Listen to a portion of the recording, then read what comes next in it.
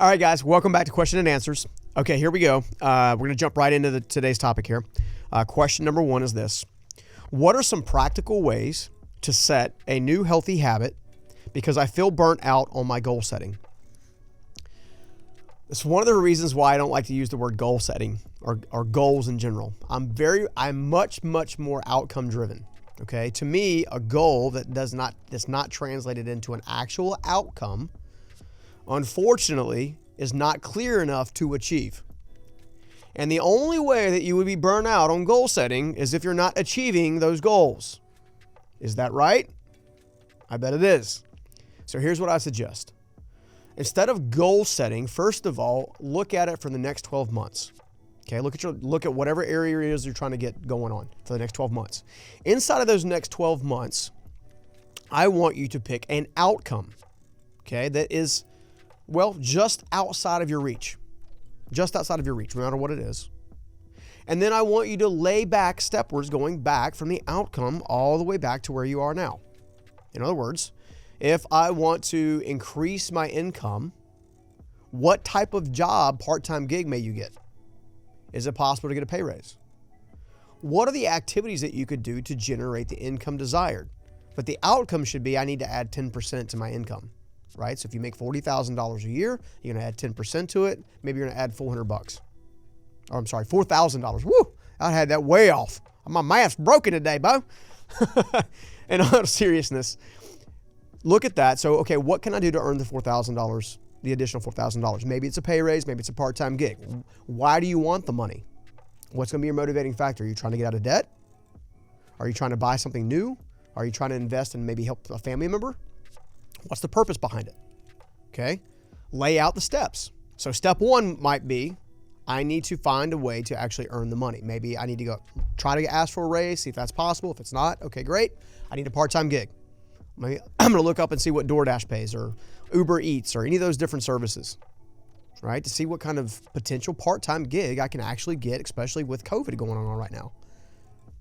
Use those different concepts to help you clearly define that outcome, right?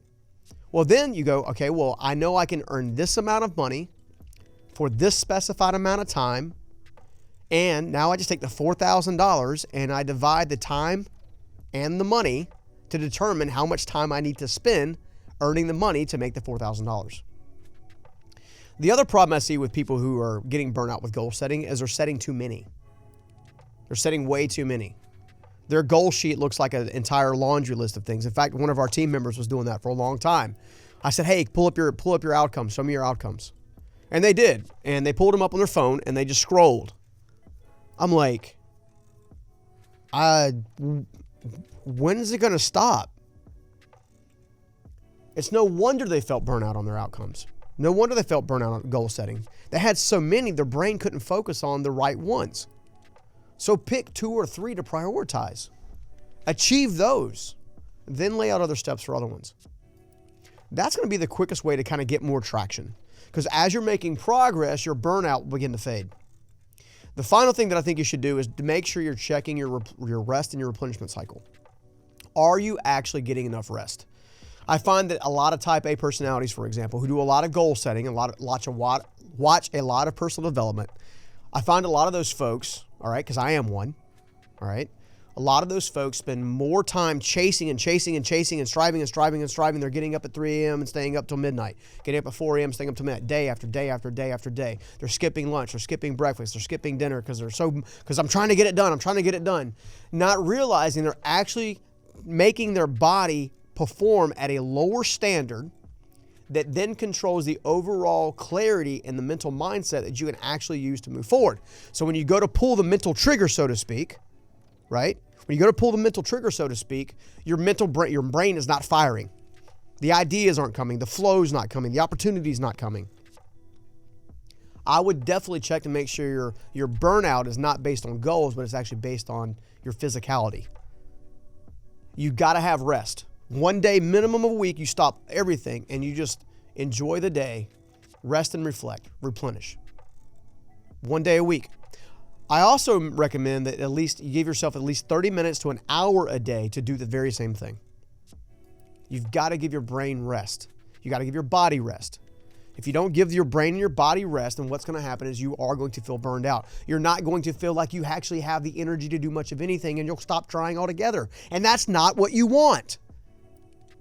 What you want to do is to create momentum. And you create momentum with small wins. That's how you do it. All right. I hope that helps. It's a longer answer, but I think it'll help you. All right? Hope that helps. Okay, our next question is this one. Where is the line drawn between taking advice of your family members and going your own direction? Oh my gosh. All right, so how long do I have to answer this question? I think I could go on about 6 years on this one. All right. The people closest to you oftentimes do not see the full presence of the value that you bring. Why? Because they're always close to you and nearby you. The same way you probably take advantage of, or, well, let's call it, ignore some of the giftings of the people that you most associate with. It's human nature. As we get closer to one another, we begin to mistakenly, subconsciously begin to take granted for the value that person brings. So, historically, I personally don't typically go to my family members for any kind of major advice on specific areas of life that I'm trying to improve. Instead, I typically go to a third-party source. For example, we have YouTube coaches that are helping us coach along to help us reach more people. Okay? If I'd have gone to my family and said, hey, look, how much YouTube do you watch and what channels do you watch and what should I do? And they're going to give me their advice, but none of them have ever built a major brand. None of them have ever built a major platform on YouTube. However, the coaches and the people who are helping us create this channel and modify this channel and continually tweak this channel are very, very gifted in YouTube. Very gifted in YouTube.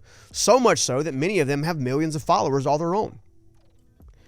What I recommend you do is, if it's a life-changing decision, right? I would only look at my family in the event that they are actively where I want to be in a given area. For example, this is an example of when I might lean towards my family. Let's say my mother and my father have been married for 55 years or 35 years or 20 years, and I'm about to get married, or I'm considering getting married, right? And I admire the relationship that they have. I think their relationship is beautiful. Well, then I might spend some time asking questions about the relationship.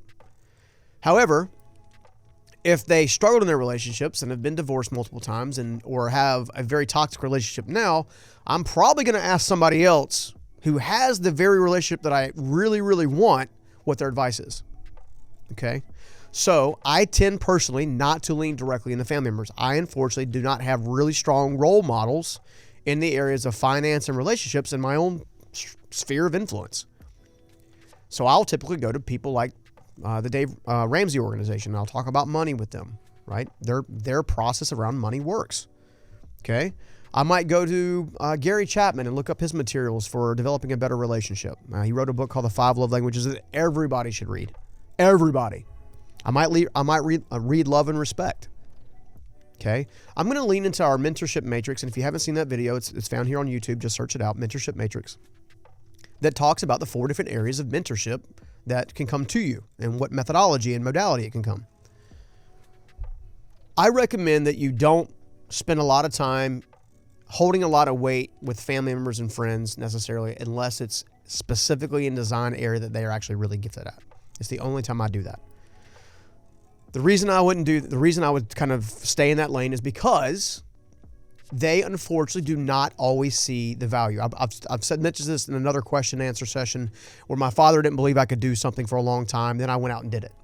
Okay. He was coming from a place of love. He didn't fully understand it. I knew what I had inside of me and I had to push forward. But what I did do along that way was I went out and found the mentors that helped me get really good in that area. Because in some cases, he was correct in that I didn't possess in that moment the skill set, the mentality, and the credibility to build what I wanted to build. But I knew people who did, and I surrounded myself with those people. So I think if you lean more towards the mentorship area and more towards the coaching aspect and more towards the strategy side of things will probably pick up steam for you quicker. And then your family members and friends will actually come along because they'll see you actually doing it, and you'll also give them the courage to do the same. I hope that helps. All right, here's our next question. I'm pretty skeptical about taking personality tests, mainly because I've noticed the trend of quote unquote being obsessed with them, meaning there's 1,000 different versions of them, and everybody wants you to take their version to kind of discover more about yourself and all this kind of stuff. How useful are they? which one should I consider, and what is a healthy outlook when I go to review the results? All right. I will tell you the ones that I have personally taken that I've gotten value from, okay? And then I'll tell you the ones that I personally use on a daily basis and a consistent basis, the ones that we actually teach and share here. The very first one I ever took was something called the Strengths Finder, long time ago, okay? And the Strengths Finder is all about finding some of your professional strengths and how you can leverage those for your benefit. I didn't find anything in the questions that were toxic or worrisome or nothing like that. And I was able to use a lot of that content to discover, hey, look, if I was doing anything other than being an entrepreneur or speaker, I would be totally screwed. So if I was an accountant or doing something else, it just wouldn't work, right? So the Strengths Finder can help you with your professional side. The next one I did that a lot of people have heard about, it's a very lengthy test, and it's a little more difficult to understand. It's something called the Myers-Briggs. Okay, the Myers-Briggs is a very lengthy test, lengthy exam, but it does give you a lot of information. All right, so I didn't find anything in that particular test or assessment that should draw near for concern. All right. After that one, I began to become really acquainted with a 3-part assessment that we have here at the Journey Principles that you can get in the Ultimate Self-Awareness course. That's the DISC, the values, and what I refer to as the emotional attributes. Okay, so that one's really helpful. One that's been all the rave recently is something called the Enneagram. Okay, now there's mixed reviews on the Enneagram. Much of the details and the information you can find inside the Enneagram, you can also find in many of these other assessments, right? You're reading a lot of the same information. Now, the reason people are obsessed with understanding more about themselves is so they can better leverage themselves for better potential, better future, better opportunities, right? Because we're not always really geared to understand our strengths, our struggles, and our blind spots. Well, assessments help with that. But some folks don't like the Enneagram because of its origination, which actually has, and some would call it pagan rituals and all kinds of stuff like that. I dug back pretty far on the Enneagram overall. I did find the references they were making. I don't know that it's being utilized in a negative fashion to date.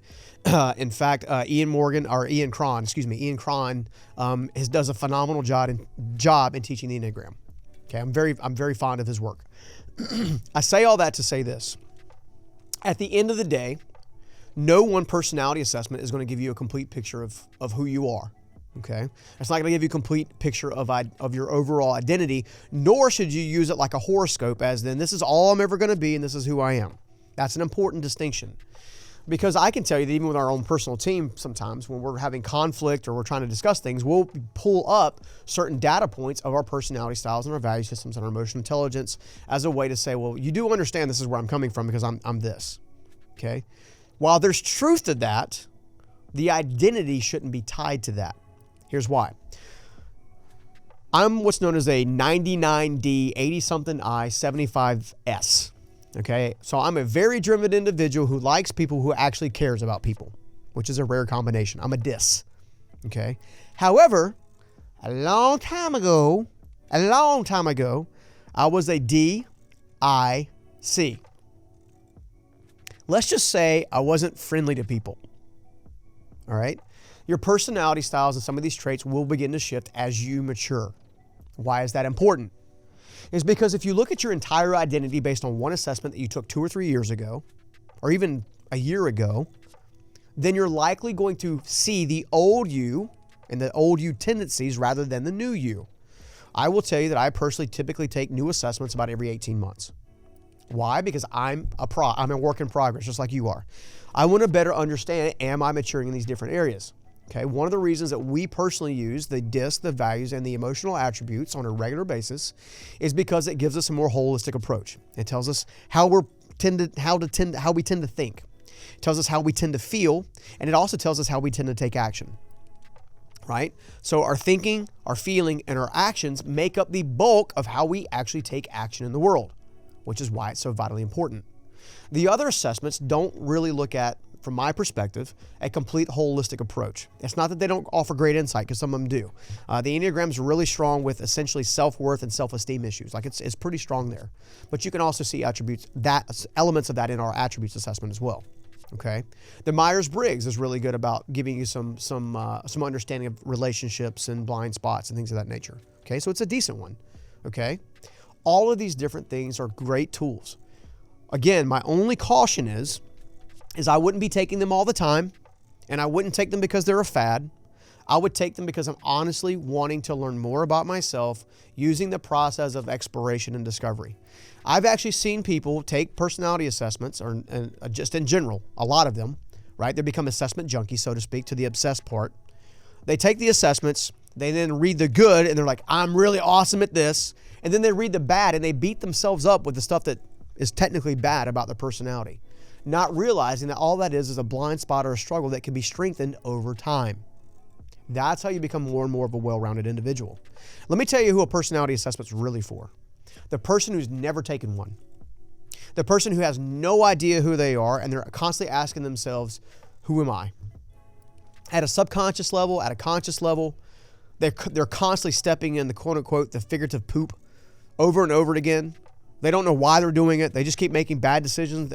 That's the kind of person that needs to get immediate self-awareness to make sure they better understand how they can take action in the world and how those actions are actually formed and thought first.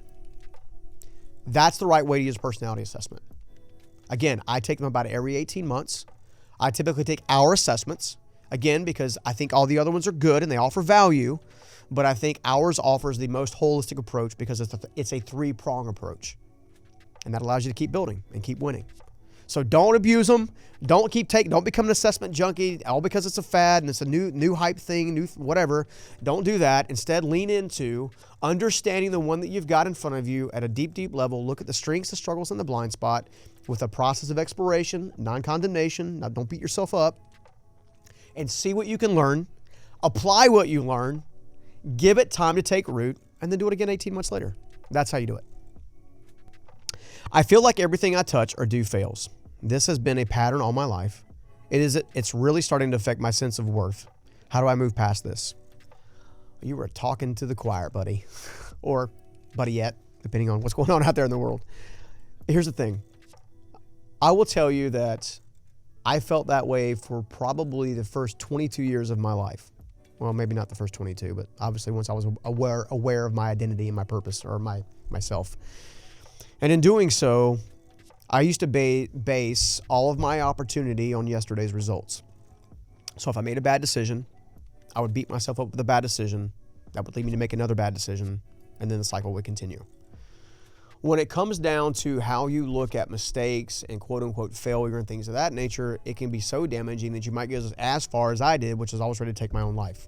And if I hadn't been for a divine intervention and a divine phone call, I would not be talking to you right now here today. So I have been here, desperate, and I'm not going to go too deep because I'll start crying on camera, and I know that's probably what you want, but I'm not going to go there. Here's what I would say. I'm actually going to give you the 11 words that changed my life, and I want you to let them seep into your heart. And the reason I'm going to give them to you is because these 11 words have guided the rest of my life. And I've found that as I put them more and more in my heart and I began to receive them more and more, I discovered that more and more of it became almost prophetically true. All right? So if this is you, this is your questions, here's what I want you to know. This too shall pass, and what comes next will be greater. This too shall pass, and what comes next will be greater. If you continue looking at your mistakes, it's like looking in the rearview mirror. And as long as you're looking in the rearview mirror, then unfortunately, you're going to run your car off the road because you're not looking where you're going. The goal is to look where you're going. You also need to understand there's one solid myth, and that is failure is final. That is a total myth, complete lie, and completely there to dissuade you and stumble you. Why is that important? It's important because failure is a falsehood. It does not exist. True failure does not exist. Instead, you're either learning or you're winning. Big distinction. When I look back at all the mistakes that I made, all the stupid decisions that I had, all the people I accidentally hurt along the way, when I look at all of that, and I look at all the experiences that came with it, and all the lessons that came with it, I realize now that it's what's propelled me to be able to sit in this chair right now, talking in this microphone and talking to you. And if you will just keep going and understand that your adversity in time will pass, that opportunity will begin to raise itself as long as you're focused on the forward and focused on the future and focused on the learning. You yourself will someday sit in a chair and tell somebody about your experience, about where you've been, about what you've overcome, about how that may help encourage them and where they're at and where they're currently at in their life in general. You don't understand it right now, but what's happening right now is you are gaining wisdom by experience. And it's by far the best place to gain it from. But it's going to come down to your overall perspective on how you actually use it moving forward. So, I say all that to say this.